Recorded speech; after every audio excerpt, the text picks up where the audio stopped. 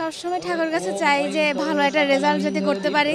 এখনও তো পড়াশোনা নিয়ে আগাচ্ছি, এই জন্য যাতে ভালো করতে পারি সবসময়, মা বাবা জানি সবসময় ভালো থাকে, আর বোনকে নিয়ে সবসময় জানি ভালো থাকতে পারি। ফ্যামিলি মেম্বার সবাই নিয়ে যাতে ভালো থাকতে পারি, দেশটা যাতে সবসময় সুন্দর থাকে।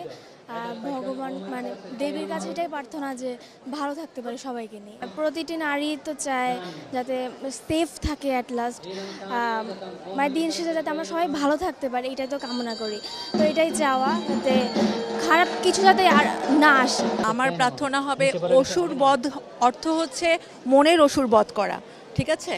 এটা আসলে একটা থিম যে আমাদের যে মনের অসুর সেটা আমরা বধ করতে পারি। এবং নারীদের প্রতি আমার বার্তা থাকবে যে অবশ্যই তাদের যত মনে ভয়, আজকে তো নারীরা অনেক এগিয়ে আছে, এবং যত মনে তাদের ভয়, সেই ভয়গুলো দূর করে এবং আমরা যাতে আরও সমাজে এগিয়ে যেতে পারি, এটাই অবশ্যই মার কাছে আমার প্রার্থনা থাকবে। এটাই প্রার্থনা করছি যে দেশে যত অশুভ শক্তি, অসাম্প্রদায়িকতা এটা নষ্ট হোক মার আশীর্বাদে। আমি বুঝি নির্মাণের শিল্প, সালাম স্টিল বোঝে ডিউরেবিলিটি। সালাম স্টিল, মোস্ট ডিউরেবল স্টিল। আমি আসলে সকলের মধ্যে শুভ বোধ হয় উদয় হোক, সেটা নারী পাশাপাশি আমাদের পুরুষ, মানে যে কোনো মানুষের প্রতি আসলে শুভ বোধয় হোক, এটাই আসলে আমার চাওয়া যে আমাদের শুভ বুদ্ধির উদয় হোক, আমরা যাতে শান্তিতে থাকতে পারি, এতটুকুই আসলে চাওয়া যে আমাদের মধ্যে আসলে শান্তি, সাম্য এই ব্যাপারগুলো আসলে আসুক। তাহলে আসলে নারী পুরুষ যে যেখানেই খারাপ অবস্থাতে আছে না কেন, এই অবস্থাটা আসলে হবে না যদি আমরা ভালো হই। আমরা যদি নিজেদের মানুষ হিসেবে প্রতিষ্ঠিত করতে চাই, নিজেদের ভালো হতে হবে। আসলে নিজে যদি ভালো হই, আশেপাশে সবাই ভালো হবে। আসলে নিজে থেকে সেটা শুরু করতে হবে যে আমি নিজে ভালো, জগৎ ভালো, কথাই তো আছে।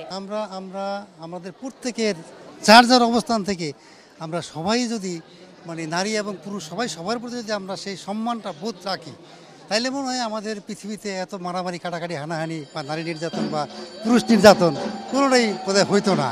এখন দেশের বর্তমানে যেই পরিস্থিতি, যে কি হয় কি হবে না সেটা তো বলা যায় না, কিন্তু আমি চাই মার কাছে যেন দেশ ভালো হয়, সবাইকে ভালো রাখুক, যেন সব মা সন্তানকেই নিয়ে যেন মায় ভালোভাবে থাকতে পারে।